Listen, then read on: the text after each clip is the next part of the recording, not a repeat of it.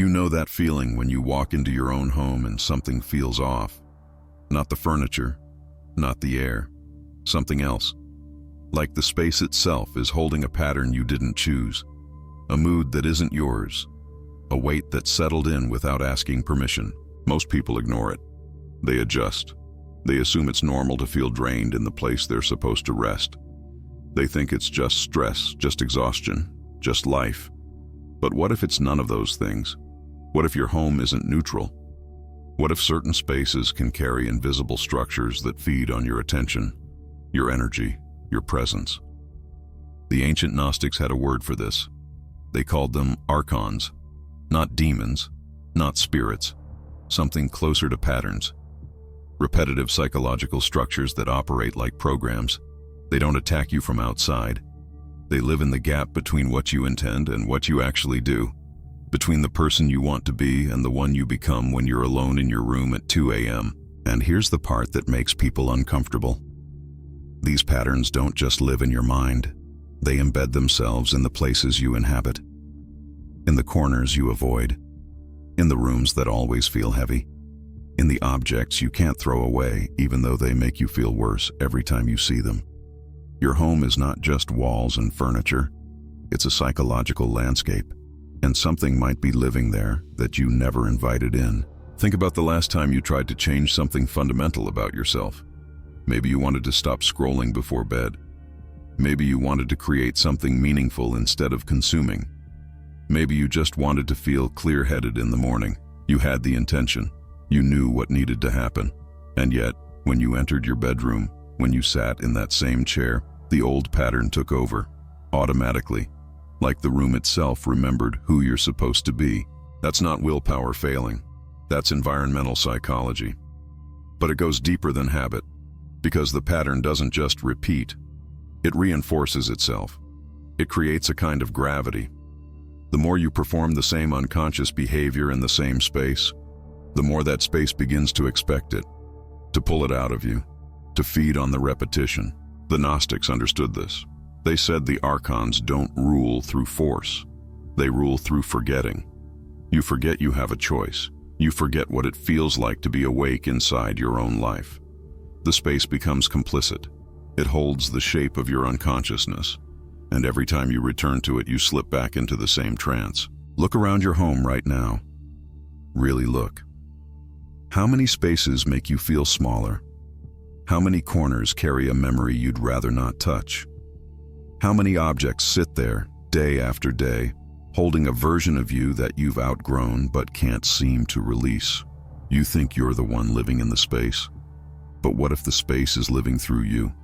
What if it's been feeding on the same loop for years? Most people think their home is a reflection of their choices. The furniture they picked, the colors they painted, the objects they collected, but choices made from what state of mind? Choices made when? Most of what fills your space wasn't chosen by your clearest self. It was chosen by the version of you that was tired, distracted, numb, or trying to fill a void. And those objects carry that frequency.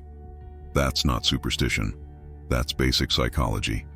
Every item in your environment holds an associative network, a web of memories, emotions, patterns.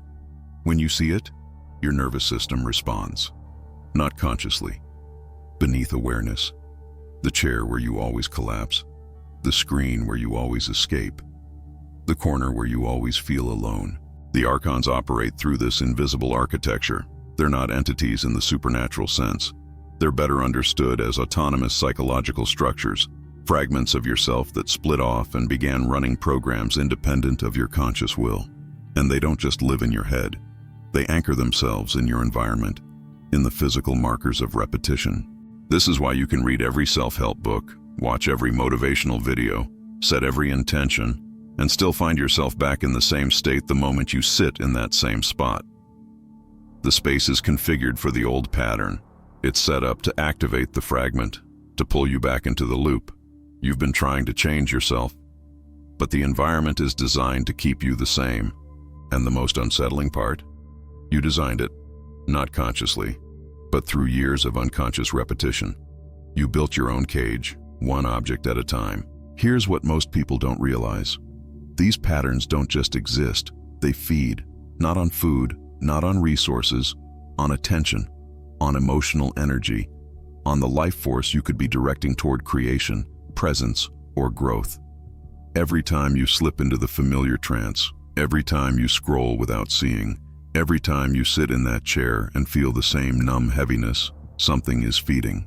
The Gnostics called this archonic parasitism. Modern psychology calls it dissociation, addiction, compulsion. Same mechanism, different language. You're not fully present. A part of you is siphoned off into the repetitive pattern, and that energy doesn't just disappear, it maintains the structure. It keeps the loop alive. Think of it like this. You have a room you never fully clean. Papers piled in the corner, clothes on the chair, an old box you keep meaning to sort through. Every time you walk past it, you feel a small weight, a tiny drain. You don't even notice it anymore. But it's there, and it's always there, pulling just a little bit of your clarity, your energy, your presence. Now multiply that by every unconscious pattern in your home. The objects that make you feel guilty, the spaces that make you feel stuck, the routines that run on autopilot. Each one is a small feeding tube, and together they create an entire system that keeps you in a low-grade trance. You wonder why you feel tired in your own home, why rest doesn't restore you, why you can never quite get momentum. The space isn't neutral, and something in you has been feeding it for a very long time. What the Archons really represent is fragmentation. You're not one unified self. You're a collection of partial identities, sub-personalities, autonomous complexes. Jung knew this. The Gnostics knew this. Most people just don't want to look at it, because it's destabilizing to realize you're not in full control of your own house. There's the you that sets intentions in the morning, clear, motivated, aligned. And then there's the you that takes over at night, the one that scrolls, that numbs, that collapses into the same escape pattern. That's not a failure of discipline. That's a different identity fragment, and it has different goals, different needs, different feeding mechanisms. Your home becomes a stage where these fragments perform. The living room might belong to one version of you, productive, social, presentable. The bedroom belongs to another, the one that hides, that withdraws, that feeds the pattern you can't seem to break during the day. Each space activates a different fragment, and each fragment has its own archonic structure, its own way of pulling you into unconsciousness. This is why you can't just think your way out, because the fragment that's trying to change isn't the same fragment that takes over in the space. The space itself is coded to activate the other one, the one that doesn't want to change, the one that's structured around the loop. You've been trying to unify yourself through willpower, through intention, through knowledge. But the environment keeps calling the fragments back, keeps activating the divisions, and the house remembers everything you've forgotten about yourself. Look at what you can't let go of. Not the things you love, the things you keep even though they make you feel worse. The gifts from people you no longer know. The clothes that don't fit the person you're becoming. The objects that represent a version of yourself you've outgrown but can't seem to release. These aren't just clutter, they're anchors. They hold you in a past configuration of self. The Archons don't need to be supernatural to be powerful. They operate through attachment, through the emotional charge you've placed on matter. Every object you hold on to out of guilt, obligation, or fear creates a small binding, a thread connecting you to a former identity. And the more threads you have, the harder it is to move forward. Not because you're weak, because you're literally tethered. This is the retention trap. You think you're keeping things because they might be useful, because they cost money, because someone gave them to you. But the real reason is deeper. You're afraid that letting go of the object means letting go of the memory, the identity, the version of yourself that existed when you acquired it. And some part of you isn't ready to let that die. So you live in a space filled with psychological anchors, each one quietly pulling you back toward who you were, each one making it harder to become who you're trying to be. And you wonder why transformation feels impossible, why you keep returning to the same patterns, why the new version of yourself never quite stabilizes. The space is holding you in place, and you're the one who gave it that power. But what happens when you finally see the mechanism clearly? when you understand what's really happening. There's a moment in every true awakening where you see your life from outside the pattern, not through judgment, not through shame, through clarity. You see the loops, the ways you've been feeding the same structure for years, the ways your environment has been designed unconsciously to keep you asleep inside your own life. And in that moment, something shifts. Not because you did anything, because you saw. The Gnostics called this anamnesis, unforgetting. You remember what you've always known but couldn't access while inside the pattern. That you're not the pattern, you're the awareness that can observe it. And the moment you observe it clearly, without identifying with it, the pattern loses its automatic power. This is where most spiritual teachings fail. They tell you what to do. They give you practices, techniques, rituals, but they skip the most important step. Recognition. Seeing clearly what's actually happening. Because once you see it, once you really see it, the action becomes obvious. Not forced, not disciplined. Obvious. You walk into your room and you feel the pull of the old pattern. But this time you see it. You see the chair that calls you to collapse. You see the screen that promises escape. You see the entire structure designed to pull you out of presence. And instead of fighting it, instead of using willpower, you just notice. You see the mechanism trying to activate. And in seeing it, you don't feed it. That's the beginning. Not of clearing your home of entities, but of clearing your consciousness of the identification with patterns that were never you. But recognition alone isn't enough, because the environment still holds the charge. What happens when you stop feeding the pattern? When you stop collapsing into the same chair? When you stop performing the same unconscious ritual? When you withdraw your energy from the loop? At first, nothing visible changes. The space looks the same. The objects are still there. But something underneath starts to dissolve. The charge begins to fade. The gravitational pull weakens. This is not a fast process. The Archons, the autonomous patterns, don't disappear because you noticed them once. They've been fed for years. They have momentum, structural integrity. They'll try to pull you back. Not maliciously, mechanically, because that's what patterns do. They repeat. They resist dissolution. They fight for their survival. You'll feel it as restlessness, as the urge to return to the familiar trance, as the discomfort of sitting in your room without escaping into the usual pattern. That discomfort is the pattern demanding to be fed.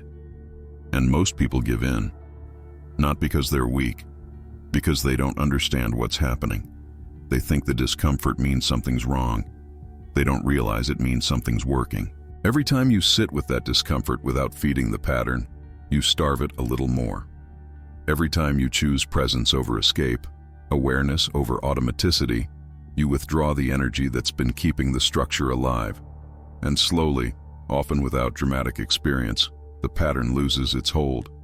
The space begins to feel different, lighter, less charged, but this only works if you understand what you're doing. If you see it as a process of dissolution, not a battle. Because the moment you fight the pattern, you feed it with a different energy, resistance. Here's where it gets tricky. The moment you start trying to clear your space of archonic patterns, you risk creating a new pattern, the pattern of clearing, of purification, of spiritual warfare. And that pattern can become just as binding as the one you're trying to dissolve. Maybe more so, because it feels righteous, it feels like progress, but it's still a loop, still a trance, still a way of avoiding the deeper issue. The Gnostics warned about this. They called it the counterfeit spirit, the part of you that imitates awakening while remaining asleep. It learns the language, it performs the practices, it rearranges the furniture. But the fundamental identification hasn't shifted. You're still operating from the fragmented self, just a different fragment, the spiritual one, the one that thinks it's above the pattern while being completely inside it. You can clear every object from your home, you can sage every corner, you can create the perfect minimalist space, and still be feeding the Archon. Because the Archon isn't in the space, it's in the mechanism of identification, in the part of you that needs to control, to perfect, to achieve a state of purity. That need is the pattern, and it will follow you into every space you create. This is why so many people cycle through spiritual practices without ever actually waking up.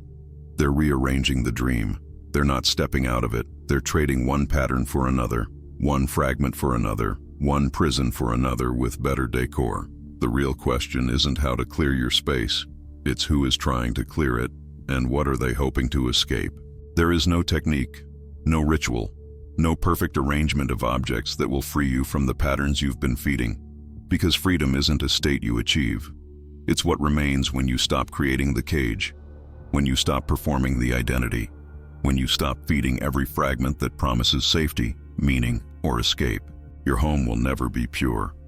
The space will never be completely clear, because you're still living in it, still breathing in it, still carrying the patterns in your body, your nervous system, your unconscious mind. And that's okay. That's not a failure. That's the human condition. The Gnostics didn't promise escape from the material world. They promised recognition, the ability to see clearly what's happening while it's happening, to be awake inside the dream instead of lost in it. So what actually changes? Not the space. You, your relationship to the space. You stop giving it power. You stop believing that the objects hold your identity. You stop feeding the patterns with unconscious repetition. You notice when the old pull happens, and you choose quietly, without drama, to stay present, to not collapse, to not escape, to just be here, in this room, in this body, in this moment, without needing it to be anything other than what it is.